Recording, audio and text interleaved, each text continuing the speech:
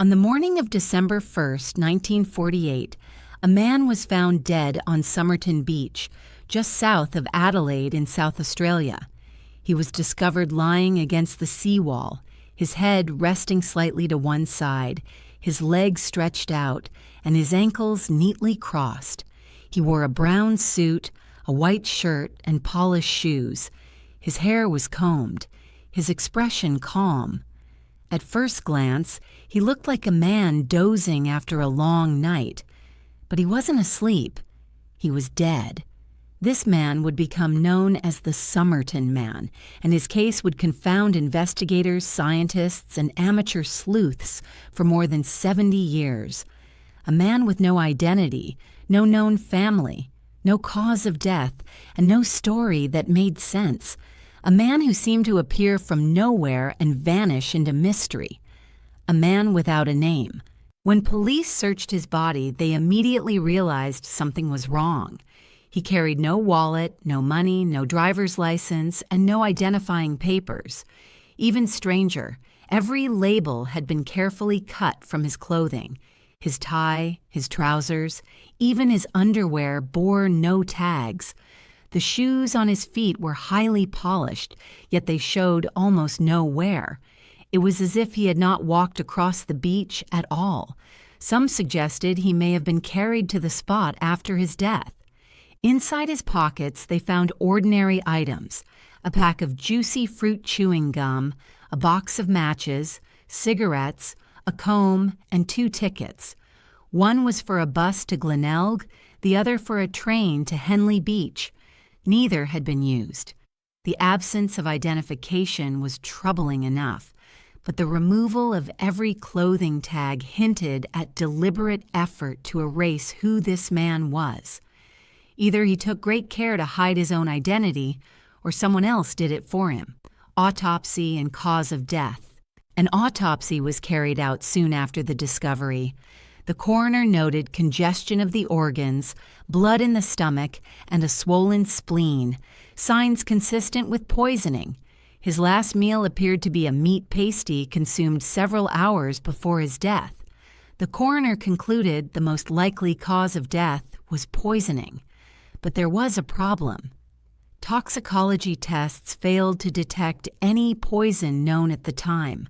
No cyanide, no strychnine, no barbiturates. The idea that a man could be killed by a substance leaving no trace sparked theories of rare, sophisticated, or even military-grade poisons. The coroner's final words were haunting. "I am unable to state the cause of death." Death was not natural, but by what means it was brought about, I cannot say. The Tamam Shud scrap. The case took its most bizarre turn when police discovered a tiny pocket sewn into the waistband of the man's trousers. Inside was a scrap of paper, tightly rolled. On it were 2 Persian words, Tamam Shud. The phrase means, "it is finished" or "ended." It had been torn from the final page of the Rubaiyat of Omar Khayyam, a book of Persian poetry that had become popular in English translation during the early 20th century. The presence of this slip of paper hidden inside his clothing suggested a deliberate message. Was it a suicide note, a warning, or a signal meant for someone else? The Rubaiyat connection. Weeks later, a local man came forward with a copy of the Rubaiyat he had found tossed in the back seat of his unlocked car, parked near Somerton Beach. Investigators quickly confirmed that the missing page had been torn from this exact book. The discovery deepened the mystery. Inside the book were 2 things. First, a phone number scribbled in pencil. Second, a series of seemingly random letters grouped into lines, resembling some kind of code. The phone number led to a young nurse named Jessica Thompson, who lived only a short walk from where the body was found. The nurse and the death mask. When detectives visited Jessica, she denied any knowledge of the dead man, but her reaction betrayed her. When shown the plaster death mask of the Somerton Man, she nearly fainted. Her hands shook. Her complexion turned pale. An investigator later said her reaction was the strongest display of emotion he had ever seen in a witness. Jessica admitted she once owned a copy of the Rubaiyat, which she had given to a man named Alfred Boxall during World War II. Investigators suspected that Boxall might be the Somerton Man, but Boxall was found alive in Sydney, still in possession of his copy of the book, with its final page intact. Why, then, was Jessica's phone number inside the book linked to the body? Why had she reacted so strongly, and why did she insist she had no connection? The mystery code. The letters written inside the book fascinated investigators. They looked like random sequences, but some repeated patterns suggested structure. The Australian military's top cryptographers examined the text and concluded it was most likely a cipher, but without a key, they could not solve it. Speculation ranged widely. Some said the letters were the first initials of words in English sentences, a kind of acrostic. Others argued it could be naval code or even chess notation. Still, others dismissed it as meaningless scribbles by a disturbed man. Despite countless attempts by experts and amateurs alike, the code remains unsolved to this day. The love child theory. Jessica Thompson had a son named Robin, born in 1947. Photographs of Robin show two rare genetic traits also visible in the Somerton Man: a distinctive ear formation and the congenital absence of upper incisors. The odds of both traits aligning by chance are extremely low. Some researchers believe this proves Robin was the child of Jessica and the Somerton Man, the product of a secret affair. This would explain Jessica's reaction, her refusal to talk, and her lifelong silence about the case. Her descendants have remained cautious in discussing the possibility, but the theory remains one of the most compelling. The spy theory. Others insist the man was no lover, but a spy. The timing and circumstances fit too well. It was 1948. The Cold War was heating up. Adelaide was a hub of intelligence activity and home to the Woomera Test Range, where Britain and Australia tested rockets and weapons in absolute secrecy. Soviet intelligence had a keen interest in these projects.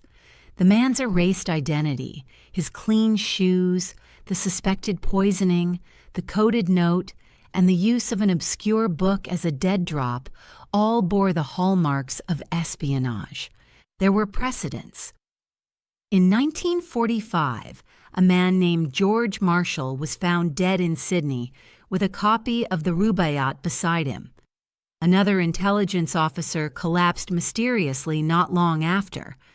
Poisoning was a common weapon in spycraft, particularly with rare or undetectable compounds.